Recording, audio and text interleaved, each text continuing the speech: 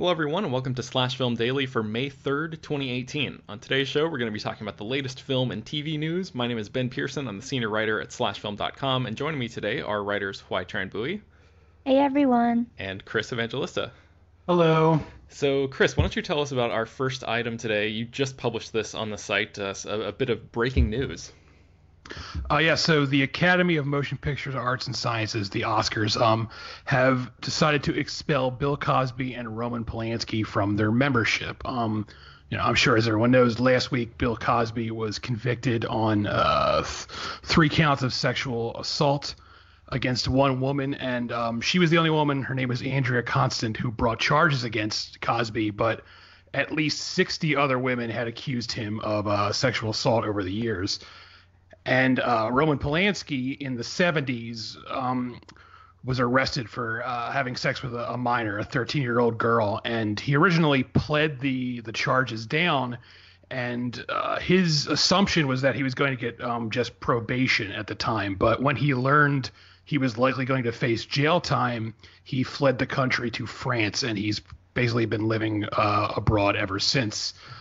In the wake of the Harvey Weinstein scandal last year, the Academy had decided to implement new standards of conduct, and apparently this is the first time they've actually enacted them. So they've expelled both Cosby and Polanski as a result, which a lot of people will say this is overdue, and it absolutely is, but it does raise a few questions because while Cosby's expulsion makes sense since his conviction was literally last week, Polanski has been a member for a very long time, and in fact, 15 years ago, the Academy gave Polanski a Best Director Oscar for the Pianist, which they're going to let him keep. So it's kind of I'm sure that's going to raise a few eyebrows, the fact that they waited so long to remove Polanski.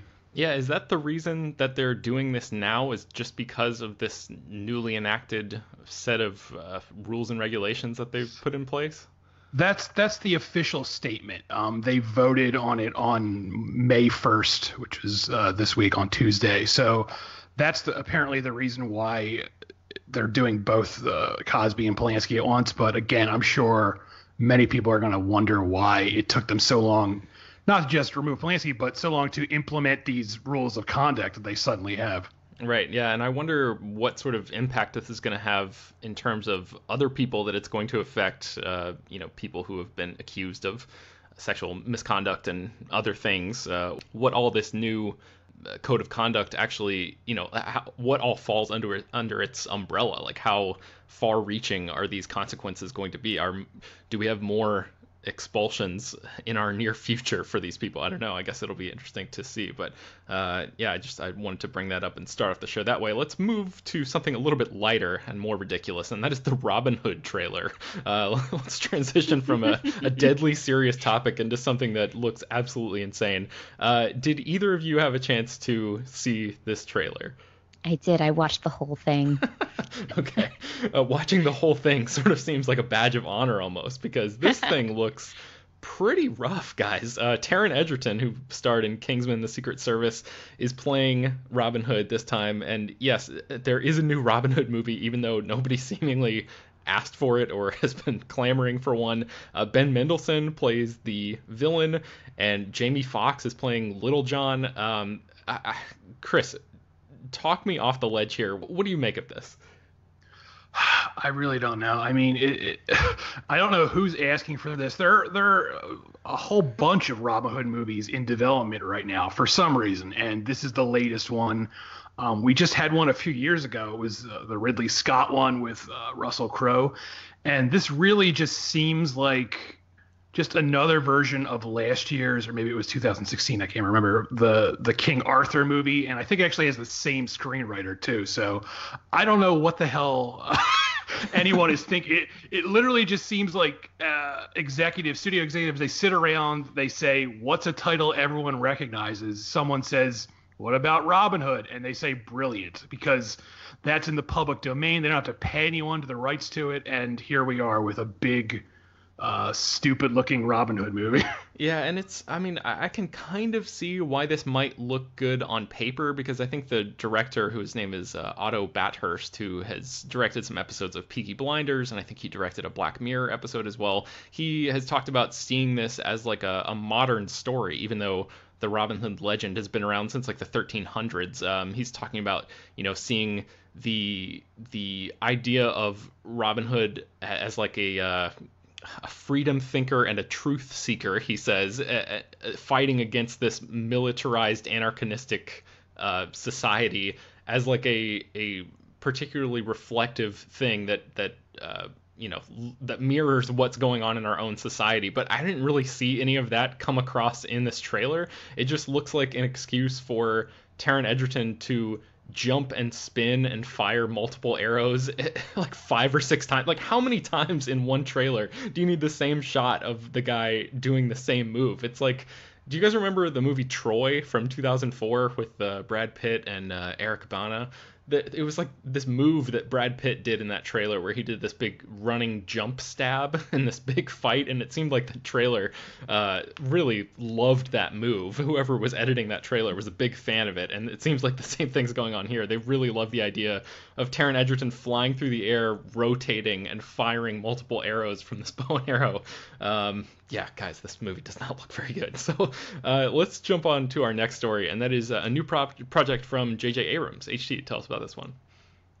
So J.J. Abrams is producing a new superhero movie for Bad Robot, his production company, and he's reteaming up with with the director of Overlord, the upcoming World War II zombie flick, Julius Avery. So Julius Avery will be directing this film called The Heavy, while Abrams is producing it. And it's a film that's supposed to be a subversive take on the superhero genre, but other details are kind of kept under a very tight lid for now. All we know is that Avery will be directing and that the studio, Paramount, and Bad Robot hopes to go into production sometime this year. So Julius Avery is kind of getting a lot of hype for Overlord, which made a big splash at CinemaCon last week. And it seems that he is on J.J. Abrams' good side because Abrams has tapped him now to direct another film for Bad Robot. And we know that this project is supposed to be written by Dan Casey, who I think he did some rewrite work on 10 Cloverfield Lane, which is another Bad Robot production. And he also has a movie called Theory of Everything in the works, which is an adaptation of a comic book that he wrote about, I think it's a sci-fi thriller where a scientist tries to find his dead wife in a parallel reality or something like that. So Casey seems like one of those guys who's sort of up and coming on the writing side of things. We don't know much more about this plot other than the title, The Heavy. I mean, that sort of indicates to me that it's going to be about, like, the term heavy is generally used when you're talking about a big bad in a franchise or a story. So maybe it's about a villain, and maybe that's the subversive angle here. HJ, do you have any theories about what this could be?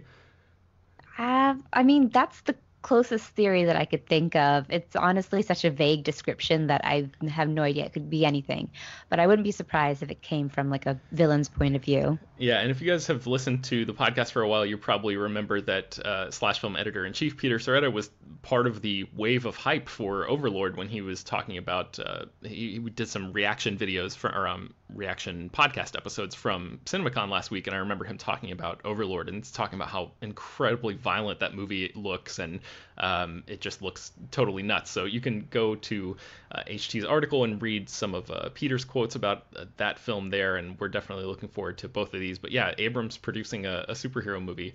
It's not typically a realm that he's really dipped his toe into. So yeah, we'll have to see how that goes. But Chris, let's move on to our next piece, and that is the DC Comics company has started their own digital service, and they have a new TV series on the way. Tell us about that. Yeah, so we've known that DC was working on their own digital service for a while now, and now we know it has a name. It's called DC Universe, and previously we knew they were going to have a animated Harley Quinn show, and there was a live action show about Lex Luthor and Lois Lane teaming up to solve mysteries, which sounds really stupid. So now they've added something new, which actually sounds really cool, and it is a live-action Swamp Thing TV series. And James Wan, who directed The Conjuring and a bunch of other horror films, and the upcoming DC film Aquaman is serving as an executive producer. And he said on Twitter, expect mood, mystery, gothic romance, and swamp monsters. And I like the sound of that. I want to see a show with all of those things. Nice. So yeah, they're developing it, and of course it's based on the comic book character Swamp Thing created in the 70s. Yeah, I saw the Swamp Thing movie probably like 15 or 20 years ago. I barely remember it. I guess I need to, kick that back to the top of my queue and check that one out again. But have you seen that movie? Didn't Wes Craven direct that film? He did. He directed the first film, and there's a sequel called Return of Swamp Thing, which is not good. I mean, the first one isn't really good either, but the second one is really bad. But yeah.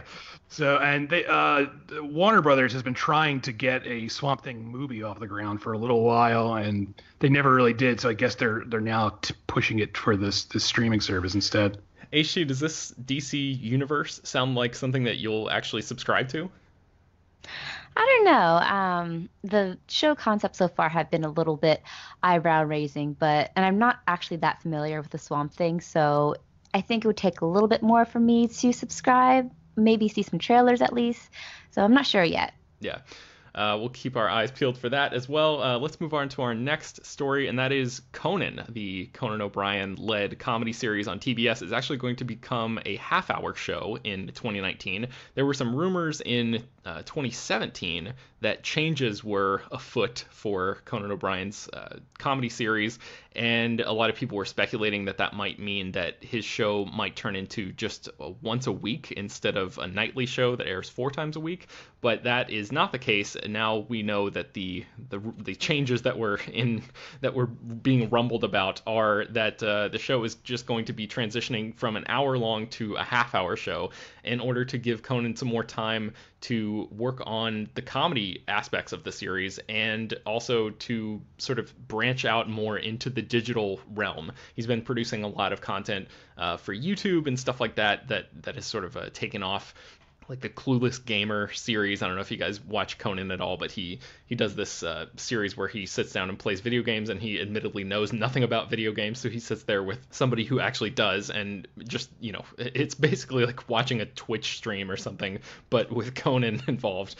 He's also been doing these really great sort of one-off episodes. I think it's called Conan Without Borders, and it's where he goes across the country to across the world really, to different countries, and does location shoots, and really like explores the area and talks to the people and gets a sense of a place, and it's like a Conan O'Brien travel show. So hopefully this means that he'll have some more time to work on stuff like that as well. In addition to all of that, he's going to be launching a comedy tour where he and a bunch of the stand-up comedians that he's had on the show are going to be going on tour across the US this year in 2018. So we don't know where yet or exactly which stand-up comedians he's going to be bringing with him, but that is going to be coming up soon. So if you're interested in Conan's comedy and you want to see him in person, which he's really great in person, so if you're a big fan of his, definitely bookmark that, add a Google alert or whatever you need to do to check that out. And then also one final thing involving Conan O'Brien, and that is it marks the 25th anniversary of him starting his career in late night TV in terms of being a host. So along with all these other announcements comes the announcement that the entire library of episodes from NBC's Late Night with Conan O'Brien and TBS's Conan, the whole thing is going to be made available digitally, so people can search and find old bits and stuff like that. We were already sort of reminiscing a little bit in the Slash Film Slack and sharing some of our favorite videos from Conan's past, so that'll be a really cool thing. That stuff has never been available before in this degree. I mean, you've been able to sort of click around and find some stuff, but they're really just like opening the gates and putting all of this there. Did either of you guys grow up sort of you're probably a little too young to grow up watching Late Night with Conan O'Brien, but classic millennial. Yeah, no. Yeah, I've seen clips. Yeah. I like when I was in college, I would watch Late Night when Conan was back on NBC all the time. Chris, did you pay any attention to Conan's career in your younger days? I did. When I was younger, I loved. It was pretty much the only late night talk show I watched was his original talk show. It was very subversive and weird and just really surreal sort of comedy that the other late night shows didn't do. And I was so excited when he got the Tonight Show, and then they basically fired him because he was just too weird for their format. And I will admit, though, I have sort of just stopped watching. I never really watched his TBS show, but when I was growing up, I loved his earlier show. Yeah, I watched his TBS show for a while, and then I think it really was the hour length. It just sort of wore me down after a while. It's a format that seems so tied to the old ways of doing things, and I'm glad to see Conan sort of evolving and adapting and trying new things. So the idea of dropping it down to a half-hour show should make it more watchable, and like you were talking about how he loves this sort of weird off-the-wall comedy. I'm hoping that, renewing this deal with TBS, they clearly know what kind of stuff he likes to do, and I hope that means that we're going to see a lot more of that kind of weird, bizarre stuff from him, because it's so obvious that he loves doing that stuff when he's really like let off the leash. So yeah, we'll have to be on the lookout for that as it comes down the pike. Let's move on to our next story, and that is well, I don't even know that this is not like a fully announced project or anything by any means, but HT, tell us about Ryan Reynolds' greatest wish. Well, in the lead up to Deadpool 2, Ryan Reynolds is doing the classic running his mouth, and we're trying to pick his quotes and see if there's anything that will come of it. Essentially, Ryan Reynolds is on a mission to get a Deadpool Wolverine movie and reunite the two characters that first met in X-Men Origins Wolverine. Hopefully not that exact iteration of those characters, because it was not a great confrontation or a great movie. But now that both Deadpool and Wolverine have headlined some of the most critically acclaimed movies of 20th Century Fox, it could potentially happen. But he just has to persuade Hugh Jackman to come out of X-Men retirement and stop trying to be the song and dance man he truly wants to be. I feel like we just need to let Hugh Jackman be the musical man that he wants to be. He doesn't want to be the veiny, muscular Wolverine anymore. But Ryan Reynolds wants him to do it maybe one last time.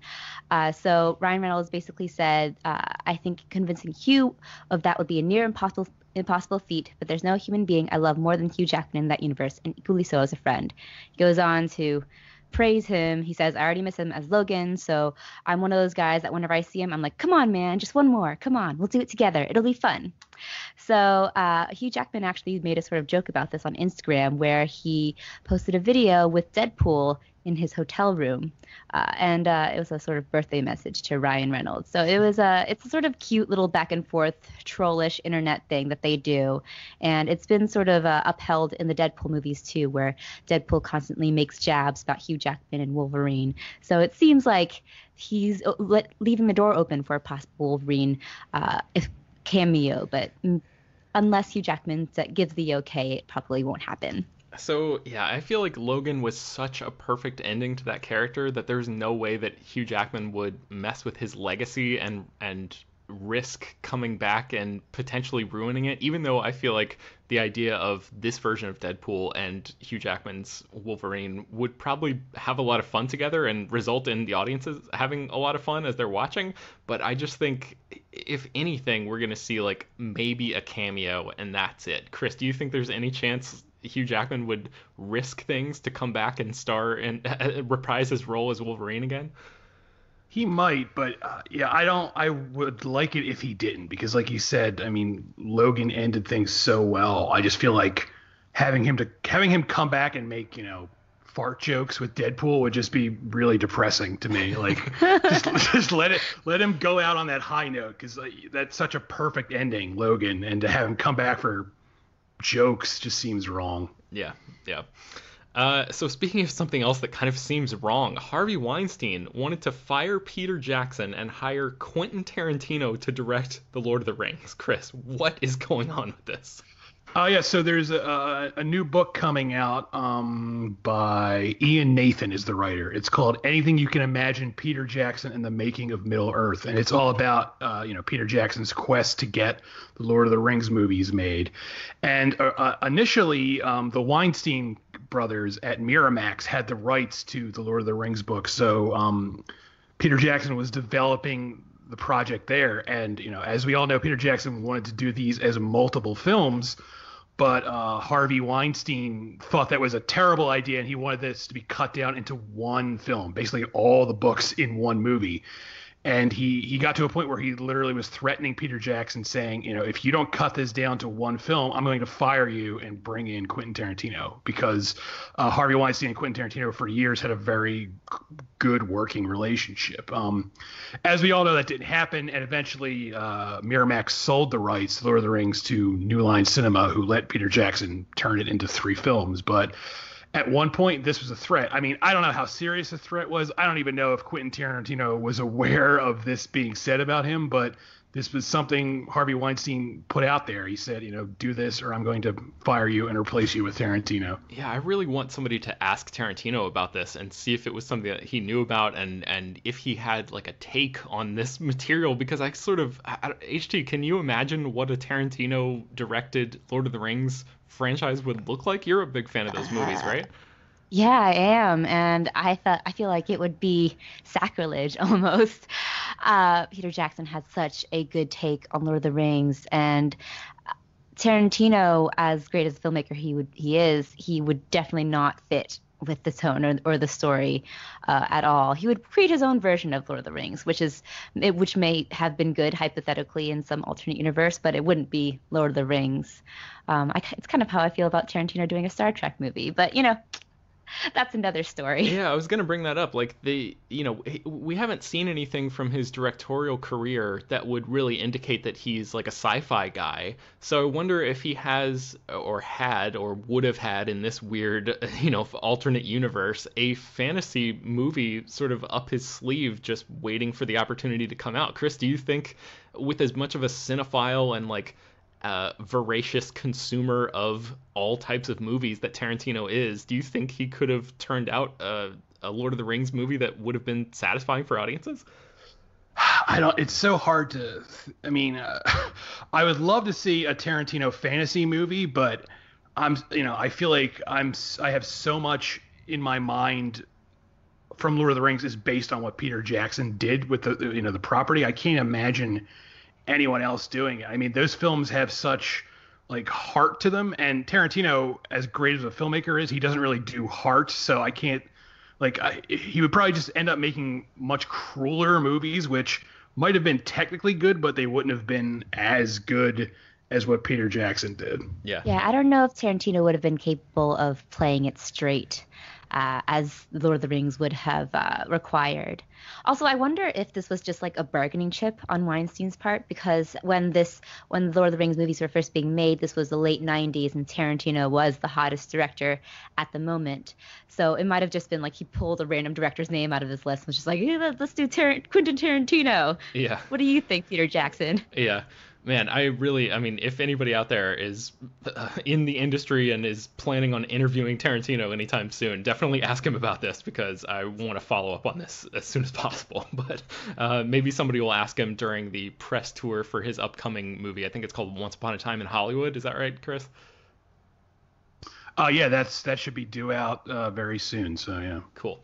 All right. So our next story involves the box office tracking numbers for Solo: A Star Wars Story. This is the new film that stars Alden Ehrenreich as the title character, and Deadline got its hand on some industry projections, not Disney's internal projections, but ones that come from like outside sources, I guess. I'm not exactly sure where these come from, but projections involving Solo's opening weekend, and they say that the movie could pull in more than $170 million domestically from Friday to Monday, because the movie opens during Memorial Day weekend, so you sort of factor in Monday as like a long weekend there. That would make it the highest grossing Memorial Day opening weekend ever, putting it above Pirates of the Caribbean at World's End and Indiana Jones and the Kingdom of the Crystal Skull by like multiple millions of dollars. Like, World's End is currently the record holder at $139.8 million, and this is projected at this point to do $170 million domestically. So that's a pretty significant jump,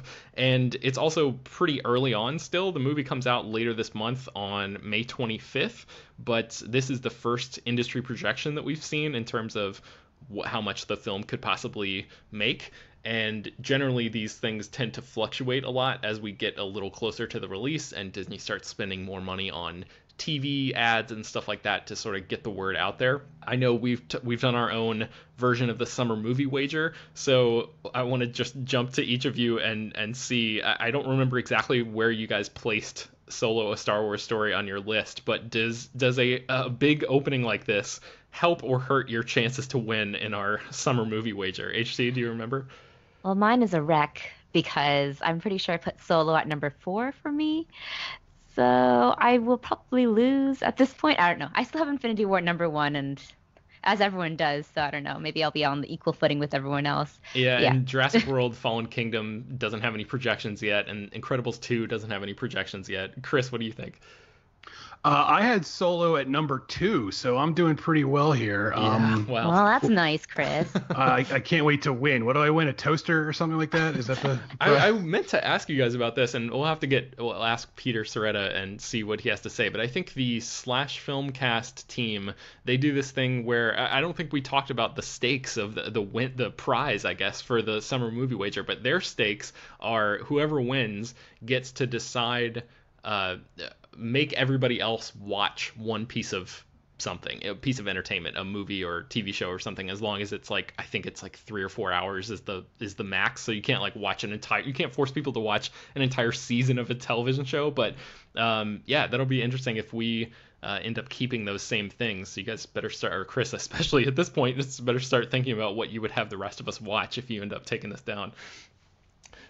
Let's talk about our last item here, and this is basically just an excuse for Chris to talk about a show that he likes a lot that I know nothing about, and so it's sort of selfish on my part because I just want him to explain what the show is for me because I haven't really heard of it. It's called Channel Zero, and the 4th season is on the way. Chris, tell us what's going on.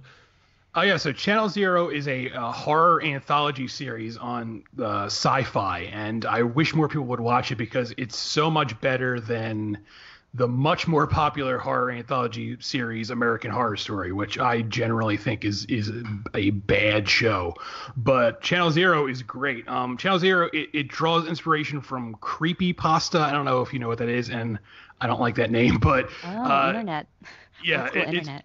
It's basically it's like urban legends that get spread through the internet. So that's what creepypasta is, and so every season takes a different creepypasta story and turns it into a 6-episode season. And so they just announced season 4, which is going to be called The Dream Door, and that's going to come out later this year. The way they do Channel Zero is they end up shooting 2 seasons back to back. So the most recent season 3, just ended a few months ago, maybe 2 or 3 months ago. So there's going to be 2 seasons this year, and I think there were 2 seasons last year too. But it's just a very good show. It's creepy, and at 6 episodes, it never overstays its welcome. They get everything done, in a timely fashion. And if you're not watching it, people out there, I highly recommend you check it out. Like I said, it's on Sci-Fi, and I'm not sure when the new season will air, but you can definitely check out the other seasons. Yeah, I've not seen it, but the idea of 6-episode seasons sounds insanely appealing to me as somebody who often finds that TV shows overstay their welcome. So this seems like something that would be easy to catch up with. I also didn't know about the creepypasta angle, which intrigues me because I remember sort of lurking on there when I was younger and being very disturbed by the stories, but being sort of morbidly curious about them too. I think Slender Man originated on the creepypasta sort of I think you're right. channel area. Yeah, that's correct. Yeah, they haven't done that yet, but I guess he's getting his own movie, which got bumped. I don't know when that's coming out now, the Slender Man movie.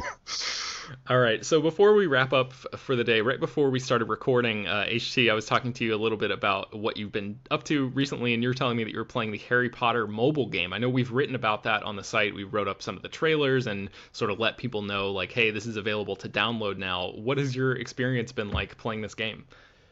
It's been both addicting and infuriating. I was actually just kind of playing it now. Sorry, guys.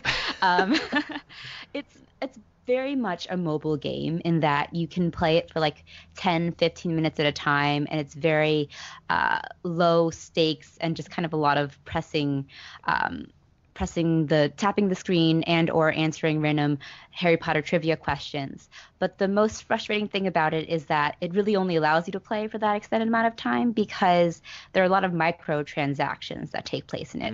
And microtransactions are essentially if you run out of like energy or lives or something like that, then you have to either like wait a certain amount of time before those lives kick back in, or you have to buy them essentially through the App Store.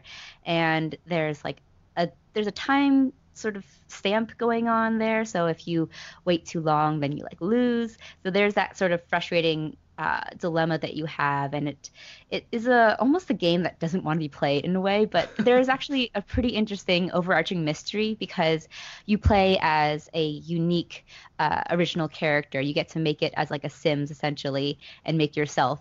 So you play in like a new storyline that's made for this game, and your brother is someone who was expelled from Hogwarts, and he was trying to uncover this mystery, and then you go there and try to solve that mystery as well and make friends and do tasks and stuff. So it's got a pretty fun and compelling storyline to it. It's just that the gameplay itself is pretty frustrating. And how much trivia is there in the game? How much is that sort of baked into the gameplay?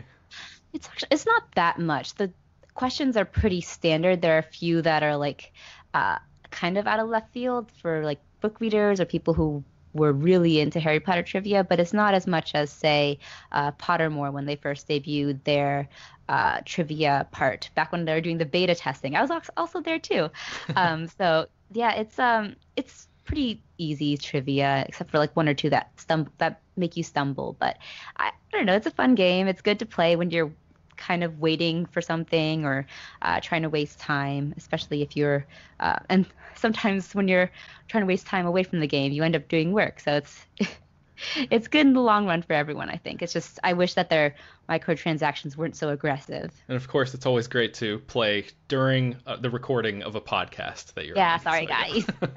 What is the name of this game? It's Harry Potter Hogwarts something? Mystery. Hogwarts Mystery. Okay, and that's available to download right now through like all the usual places, the app stores and whatnot. So you can check that out if you're interested. That's going to bring us to the end of today's Slash Film Daily. You can find more about all the stories that we talked about at slashfilm.com and linked in the show notes. Slash Film Daily is published every weekday, bringing you the most exciting news from the world of movies and TV, as well as deeper dives into the great features you can find at slashfilm.com. Subscribe to the show on iTunes, Google Play, Overcast, Spotify, all the popular podcast apps, and feel free to send your feedback, questions, comments, concerns to us at peter@slashfilm.com. Remember to leave your name and general geographic location in case we mention your email on the air.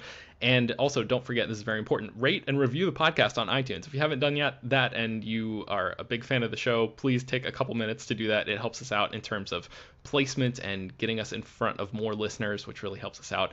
Spread the word about the show. Before we finally wrap up, where can people find more of your work online? HT, let's start with you. I'm every day at slashfilm.com and on Twitter at htranbui. And Chris? I'm also at slashfilm.com. I'm at Twitter at Evangelista413. And let me just plug again, my latest 21st Century Spielberg column is now up. It's pinned to my Twitter profile. It's on slashfilm.com. Please read it because I live for your reading and retweets. Awesome. Yes, I will link to that in the show notes. So that's yet another way that people can track that down easily. It's really good, guys. So yeah, it is very good. So definitely, if you haven't read that, check it out. My name is Ben. You can find me at slashfilm.com. You can find me on Twitter at Ben Pears. Thanks for listening, everybody. We'll talk to you tomorrow.